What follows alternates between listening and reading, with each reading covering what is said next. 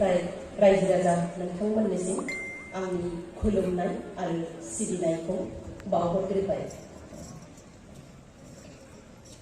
गिबियावनो नोंथांमोननिफ्राय आं मोनसे हेफाजाब नागिरदों। जेब्ला जोङो मोनसे मेलाव जिरायो, गोसो बोथाबनानै जोङो जिरायो, खोनासङो, बेनि सिगाङावनो आं नोंथांमोननिफ्राय मोनसे हेफाजाब नागिरदों। बयबो जाहाथे आंजों बुंफायो। जै बर' हारि, जै बर' हारिनि, जै बर' बारदलनि, जै बर' बारदलनि। साबायखर। दिनैनि 113 बोसोर दुलाराय बर' बारदलनि बे गेवलां मेलाव मानगोनां मासि आजावनो हानाय बिथां आफादगिरि, दुलाराय बर' बारदलनि आफादगिरि बिथां अनन्त बर', जोंनि बयजोंबो सिनायजानाय, जों बुंनांगोन बर' हारिनि मादावनो गिबिसिन आसाम सरकारनि आसाम बिधान सभानि अध्यक्ष, स्पिकार, लोगोसे दुलाराय बर' बाथौ गौथुमनि बोसोनगिरि मानगोनां सिबिजाथाव बिश्वजित दैमारि बिथां, आफादाव नुजाथिफैनो हानाय जोंनि बयनिबो सिनायजानाय, बयनिबो सिबिजानाय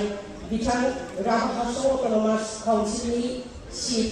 मानगोनां टंकेश्वर राभा दाङ'रिया,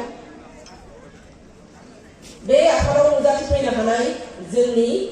दुधनय समष्टिनि मानगोनां एमएलए जादब स्वर्गीयारि बिथां, दुलाराय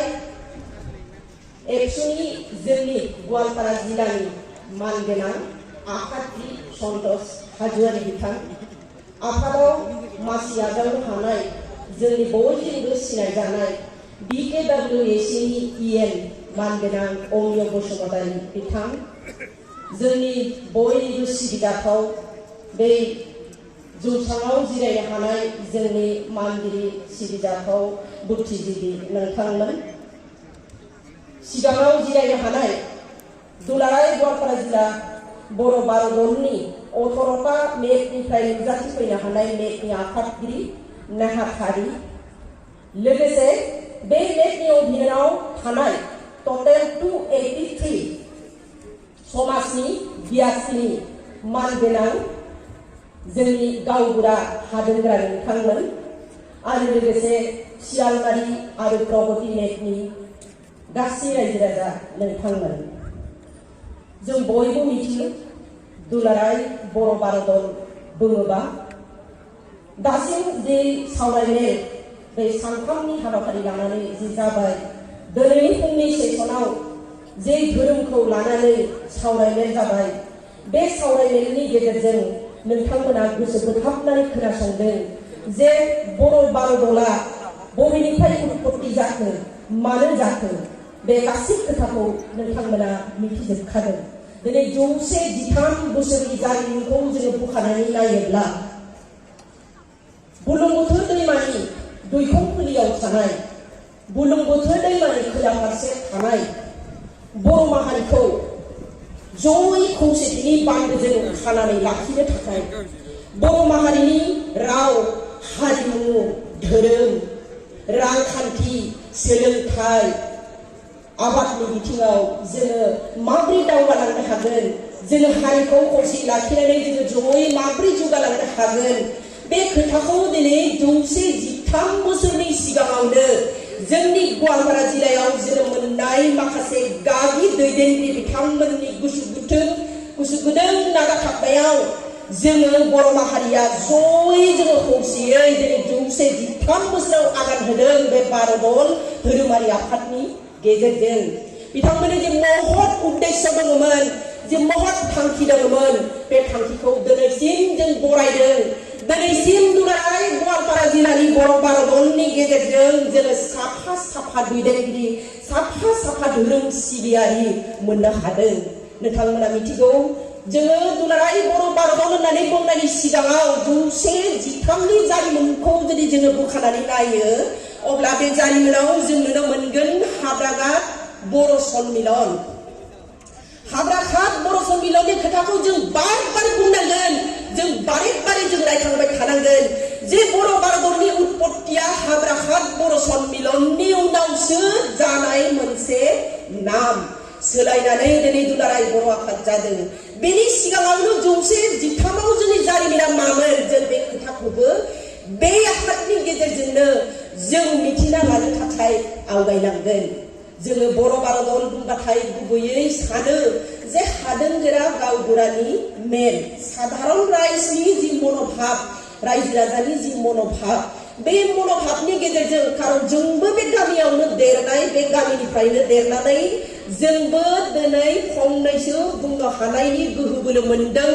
एकमात्र जोंनो बे भारतनि गेजेरजों गतिके बेनि थाखाय जायफोर इयुनजुलि दङ जाखांफुनाय गथ' गथाय दङ जोंनि जायफोर छात्र छात्री दङ बिथांमोना बे खोथाखौ बुजिनांगोन जे बर' भारतनि सिगां जारिमिना मामोन हाब्राखात बर' सम्मिलन जोङो बयबो मिथिगौ ब्रिटिशनि शासनाव डिभाइड एन्ड रुल पलिसिनि थाखाय बर'नि जे राज दरबार दङमोन राजा इरागदावनि जि बेंनायाव राज दरबार दङमोन इरागदाव गोरोबथायाव 1828 मायथाइयावनो जोङो राज दरबारखौ खोमाना लानो गोनां जादोंमोन गोग्गोम गाव आब्रु गोनां सुदुमस्रि धोरोम हारिमु थानायनि उनावबो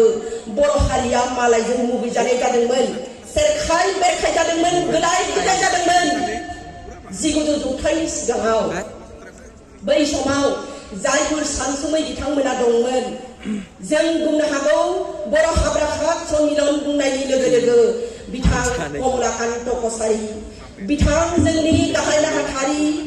जोंनि गंगाचरण पाटगिरि खारा गामिनिनो दैदेनगिरि जोंनि उदांस्रि सोमावसारनायाव गागि महरै बाहागो लाहैनो हानाय नरपति बसुमतारी बिथांमोननि खोथाखौ जों बावनो हाया मालाबाबो बिथांमोननि गुसु गोदों हारि अनफावरि नाजाथाबनायनि गेजेरजों जोङो दिनै बे दक्षिण गवालपारा अबिभक्त गवालपारा जिल्लानि दक्षिण गवालपारानि बर'फोरा ज' जानानै बेबायदि मेल खुंनो हादों धोरोम हारिमु सुदुमस्रिखौ जोङो सिबिनो हादों दिनै बे बिजनी स्टेटनि रानी अभयासरिनि मोननै पारगना दङमोन मोनसे पारगनाया जाबाय उत्तर पार जायखौ जोङो बुङो उत्तर पार होनबाथाय जोंनि खुटाघाट पारगना आरो दक्षिण पार होनबाथाय जोंनि हाब्राखात पारगना गतिके 1910 मायथाइयाव जोंखौ खौसेनि बान्दोजों खानानै लाखिनो थाखाय जे सेरेखाय बेरेखाय गुलाय गुजाय जोंनि आसार खान्थिफोरा फेर बेथेर जालांदोंमोन बै समाव मोनसे गागि हारि होननानै सिनायथि होनो थाखाय बिथांमोना 1910 मायथाइयाव हाब्राखात पारगना मुं होनानै मोनसे समाजारि आफाद दादोंमोन।